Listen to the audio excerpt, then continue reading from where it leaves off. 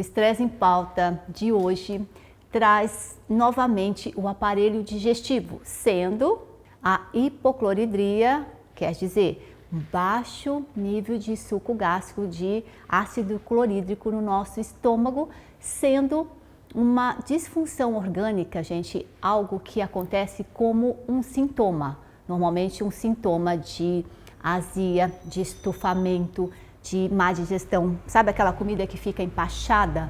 Então, aí você vai e toma um antiácido. Então, seria o quê? A hipocloridria, a diminuição do nosso suco gástrico em decorrência do uso indiscriminado, excessivo, abundante de antiácidos, seja os mais comuns, né, os efervescentes, como também os bloqueadores de omeprazol, os simetidinas da vida. Tudo que você mascarar como sintoma vai acabar ocasionando uma consequência que serão as doenças. É por isso que no Estresse em Pauta de hoje nós focamos nessa disfunção orgânica tão comum, mas tão comum que vocês nem sabem que elas possuem o nome, hipocloridria.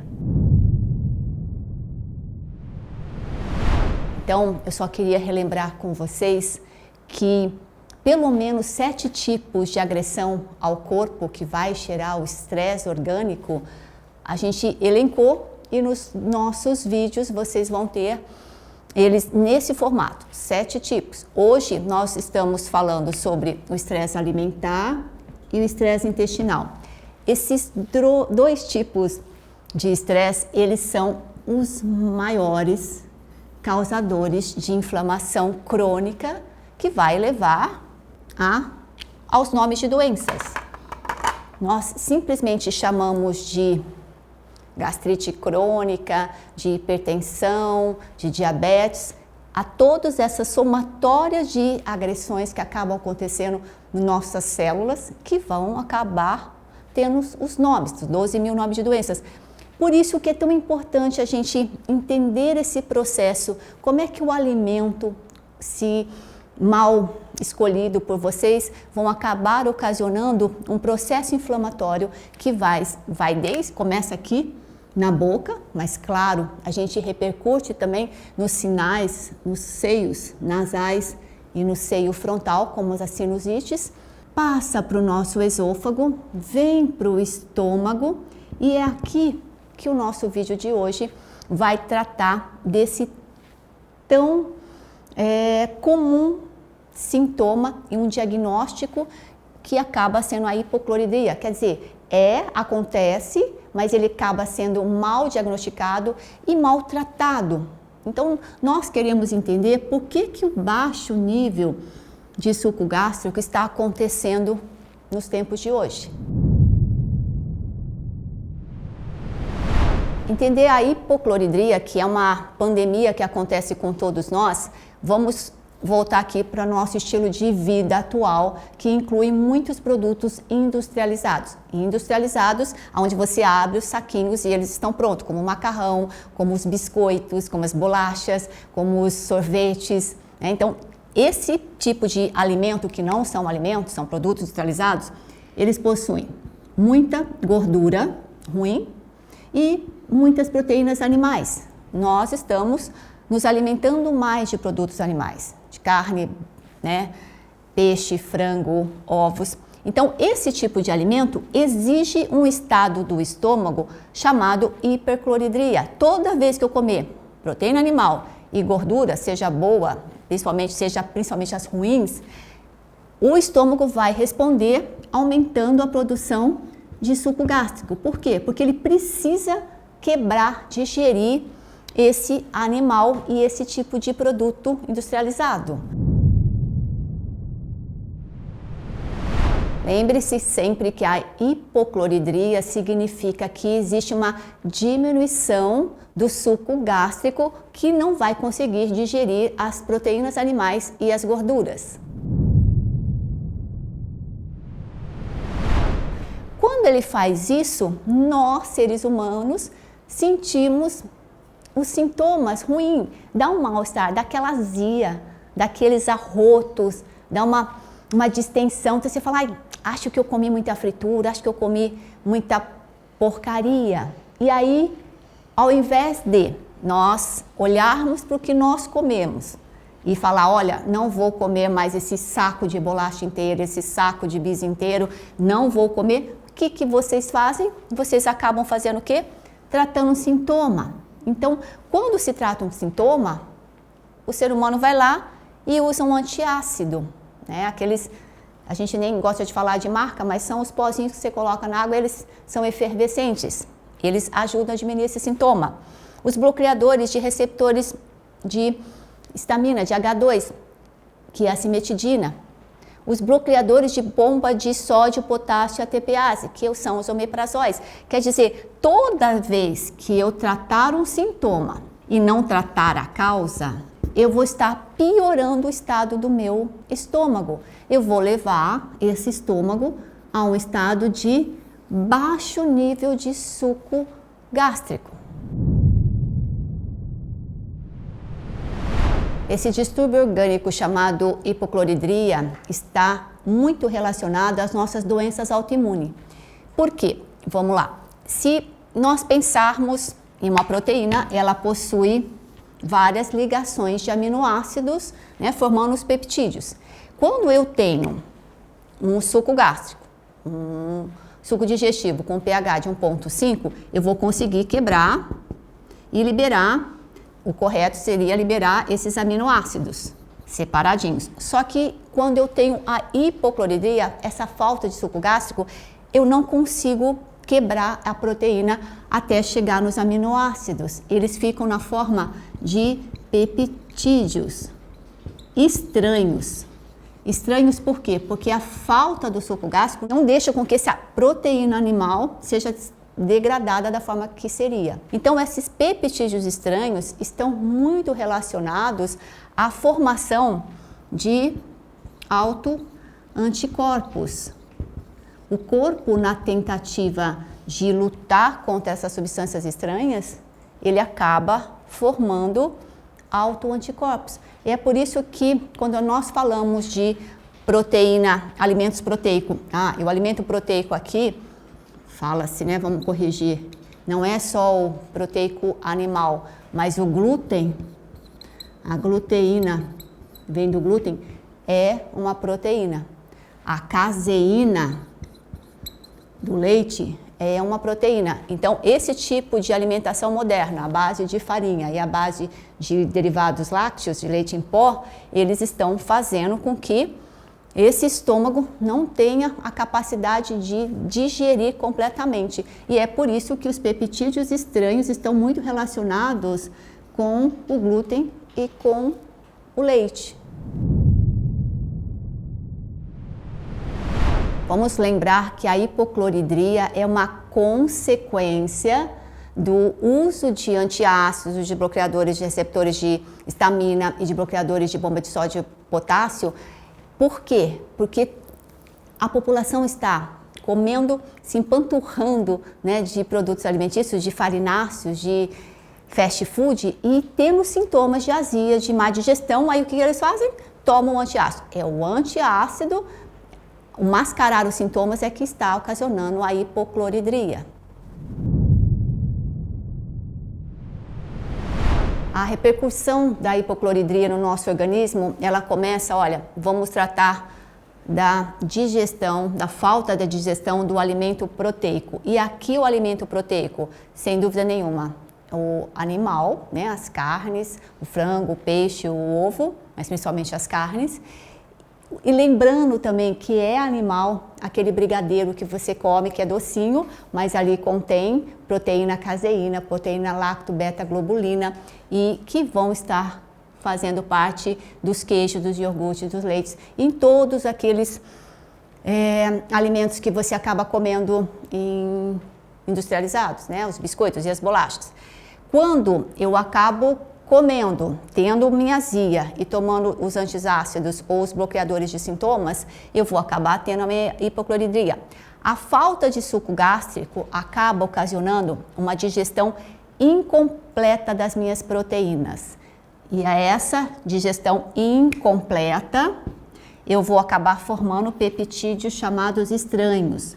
Era para fazer quebrar em peptídeos normais ou os aminoácidos. Mas aqui, essa falta de suco gástrico está formando peptídeos estranhos ao organismo e estão muito relacionados e é encontrado em muitos pacientes que possuem anticorpo, antitireoide, o famoso anti-TPO, então positivo, né, maior que o limite inferior, e antitireoglobulina também positivo. Está relacionado, se encontra a presença de pacientes com esses anticorpos, também apresentando anticorpos anticélula parietal. A célula parietal é uma célula encontrada aqui no estômago, quer dizer, a gente tem uma mudança no estilo de vida, porque senão vamos começar tendo essa primeira dificuldade.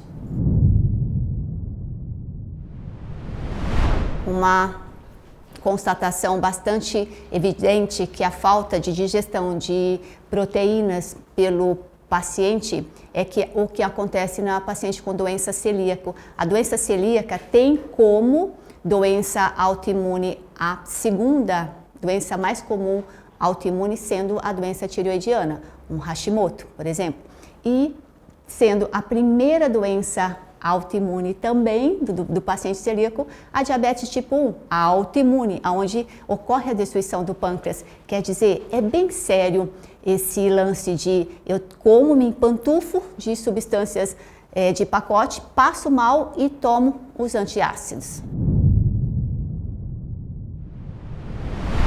Aqueles que tomam muito antiácido, a hipocloridria também vai acabar ocasionando o aumento do número de bactérias que chegam até o intestino. Por quê? Porque, gente, o suco gástrico é um bactericida. O que chegar ali, se tem um suco gástrico de 0,9, 1,2, ele vai degradar, ele vai destruir o que quer que seja. Só que como nesse caso eu não tenho o meu aliado, eu vou acabar aumentando o número de bactérias para o meu intestino delgado, onde a primeira porção é o duodeno. Isso vai acabar evoluindo para quê? Para a nossa famosa disbiose. E olha, o que você vai sentir? A diminuição, principalmente do complexo B, da vitamina B6, B9 e B12. A B9 e B12 estão relacionadas com o nosso sinal no fígado chamado homocisteína, um dos nossos marcadores de inflamação no corpo, e essas três fazendo parte de um cérebro com muita cognição, com muita concentração, com muito insights. Como um tratamento natural da azia, da pirose, né, termos médico, olha como é simples, gente, não basta simplesmente tomar os antiácidos que vai acabar ocasionando a hipocloridria. Mudar o estilo de vida, não é nem dieta, é mudar o estilo de vida. Entender que leite de derivados eu não coloco diminuir, eu coloco zerar. Zerar álcool. Você está agredindo a sua célula, ela está fazendo mutações, ela está permitindo que substâncias estranhas entrem no seu intestino. Diminuir o café. Eu falo sempre que 4 xicrinhas de café durante o dia é permitido, porque isso acontece comigo. Então, eu tenho um bom senso, mas se você está num grau muito grave de hipocloridria, é legal sim suspender por um tempo. Diminuir frituras. Nós japoneses temos essa cultura, né? Tudo tem muita fritura. Eu até faço os meus tempuras, meus bolinhos de chuva, mas eu uso farinha sem glúten e se for usar leite, um leite vegetal. Diminuir carnes.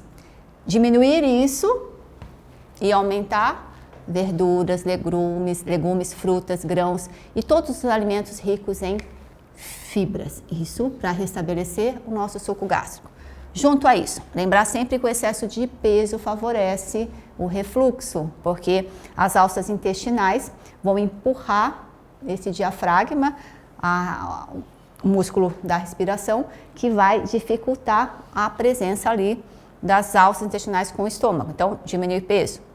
O vinagre de maçã orgânico, que é algo que nós encontramos em supermercados, em lojas naturais, aí é legal ser orgânico, uma colher de sopa rasa, um pouco de água, tomado durante a refeição, onde você tem a presença de carne ou de fritura, ele fica muito legal. Se eu melhorei, é porque eu tenho hipocloridria. Se por um acaso você fizer isso e você piorar, é porque você tem uma hipercloridria, que é algo que nós não falamos porque é algo muito raro, tá? Então, mas pode acontecer com uma disfunção nas nossas células e uma overdose de suco gástrico, sem dúvida. Então, esse é um teste muito bom que se faz com vinagre de maçã, mas a maior parte das pessoas, inclusive eu, melhoram muito quando eu como uma fritura, uma carne com essa colher, um pouquinho de água de suco de maçã orgânico.